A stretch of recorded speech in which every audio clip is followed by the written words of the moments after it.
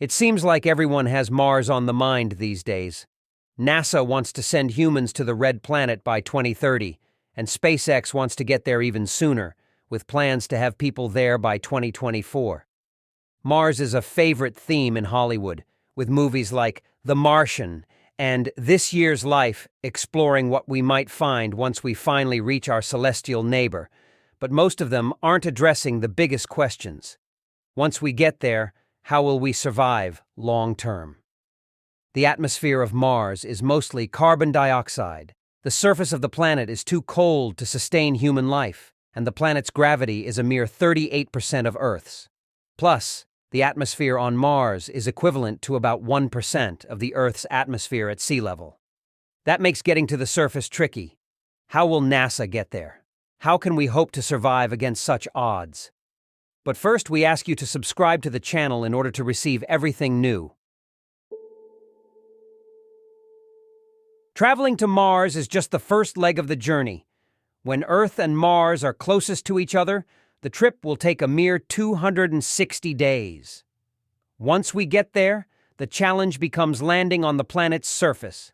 What type of landing system will get our astronauts and colonists safely to the surface? Back in 2007, scientists considered 4 possible solutions to get astronauts to the surface. One idea was a legged landing system based off the lunar lander. This system could provide the option to both land and take off from the Red Planet. Secondly, the SLS system, or Sky Crane Landing System, would use population systems to lower rovers and other equipment onto the surface. This system can unload cargo and take off again.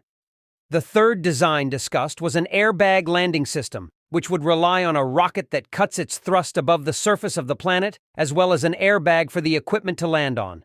However, this wouldn't be the best option for people. Lastly, scientists considered touchdown sensing. Equipment senses the surface and the landing site and compensates accordingly. 10 years later, scientists have other ideas on how to land manned missions to Mars.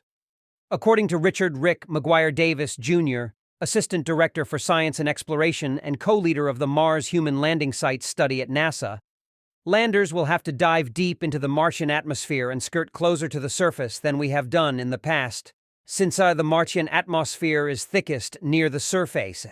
When asked about the previous methods of technology mentioned above, he said, "The lander is so heavy that many technologies will not work, such as airbags, sky cranes, and parachutes. In fact, to slow down, we will be heavily reliant on jets." How heavy will the crewed missions be? This supersonic retro-propulsion technology is required to be able to deliver the projected 20 metric ton spacecraft to the surface of Mars. For comparison, the Curiosity rover was only 1 metric ton. Once we make it to Mars, what comes next? NASA is already considering what kind of habitation we'll need to survive on the surface of Mars. 6 companies began designing possible habitat prototypes in 2016. All these habitats will likely have a few things in common. They have to be self-sustaining, sealed against the thin atmosphere, and capable of supporting life for extended periods without support from Earth.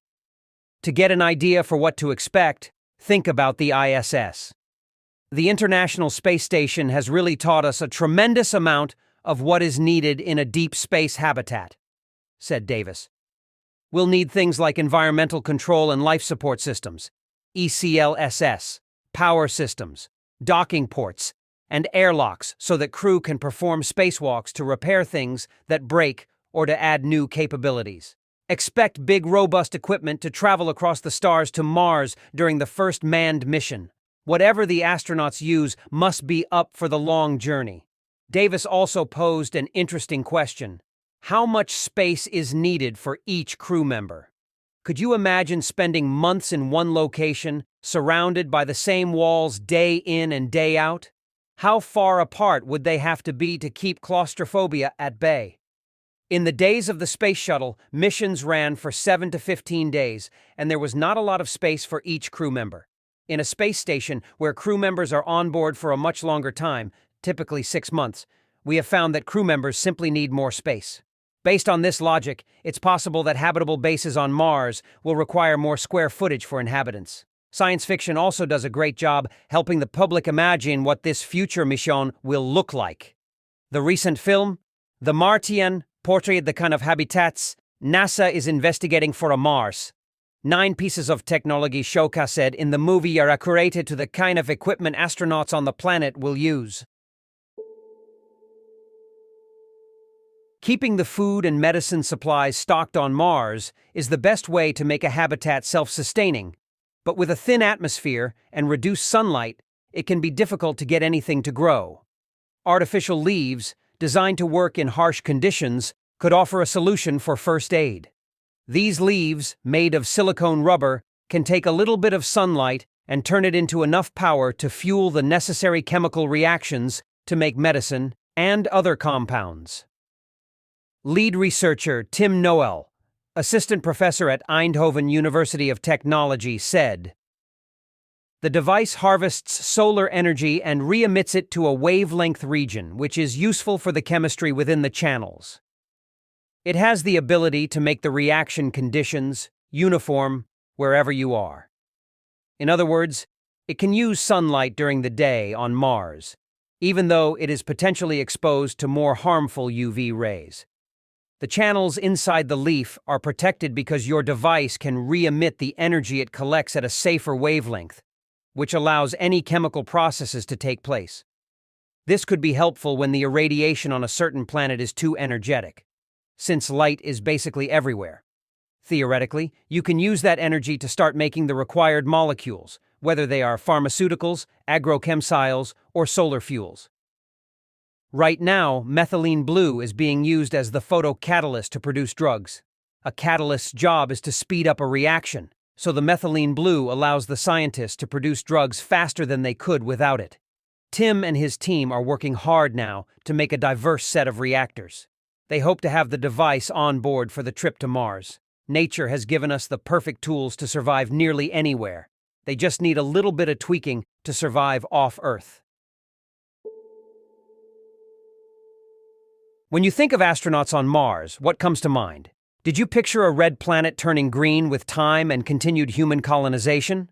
Unfortunately, those days are far in the future, if they even happen at all. During the interview, Davis explained, "Terraforming has a connotation of humans making another planetary body, like Mars, Earth-like. But really, it's about humans changing their environment to make it more supportive of our need." What does this mean? The first few trips to Mars will only include the essentials. One of NASA's first goals for its astronauts is to learn how to live on the planet. Since it differs greatly from Earth, survival is an important skill for astronauts to master. The initial base will probably include a habitat and a science lab. The inside of these modules will be much like the space station, but there will be differences. One example Davis gave included preventing toxic dust from getting into the habitat and lab. Microbial life is another threat to astronauts. Without more research on the planet, NASA can't say for certain what dangers could threaten human life. With this in mind, all scientists involved with the Mars mission will take these and other potential risks under consideration. After the NASA base is well established and the astronauts learned survival basics, things get more interesting. Eventually, since it costs so much to send things from Earth, we will want to farm on Mars. Such a farm will really be greenhouses to protect the plants against the challenging Martian environment, said Davis. Keep in mind, the Martian soil isn't like the soil on Earth. It lacks organics or the rotting biological materials that plants need. Fortunately, it contains the minerals they require. Davis said that his team calls this soil regolith, and it will need to be cleansed of some toxic materials. And NASA scientists can get the job done. Detoxified soil isn't the only thing astronauts will need to grow plants. They'll also need to utilize the water from Mars' ice-capped poles. Davis said, "Many anticipate that the first human base will be located adjacent to these billion-year-old ice deposits, so that humans can easily produce the volumes of water that they will need to support water-intensive activities like farming."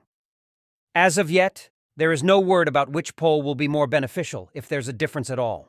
Before speaking to Davis, I believed that future Martian farms would be equivalent to greenhouses here on Earth. It seemed logical. That's how people control plant growth here. However, while the plants will need a higher pressure to grow, the plants don't have to be at an Earth-like pressure. In fact, we can pressurize the greenhouse with carbon dioxide, which is the main component of the Martian atmosphere. This sounds like a win-win for both the scientists and the plants.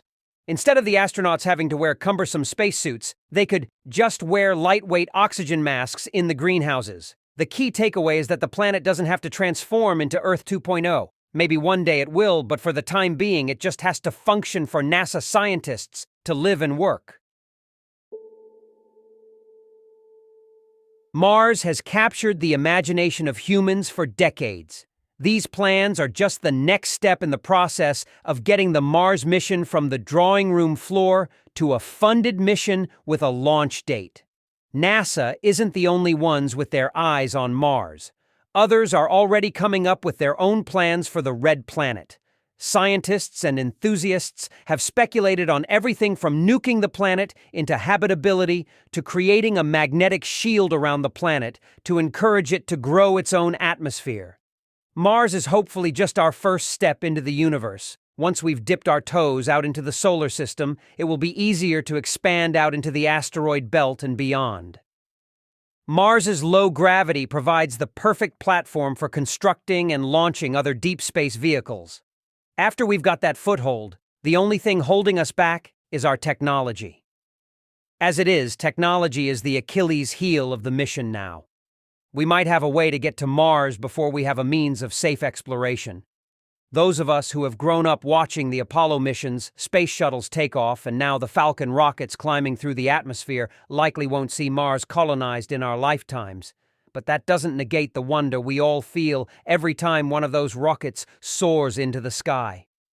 It's not just a rocket, but a source of inspiration for generations to come, one of which will step foot on Martian soil. In your opinion, could we one day live on Mars? Tell us in the comments.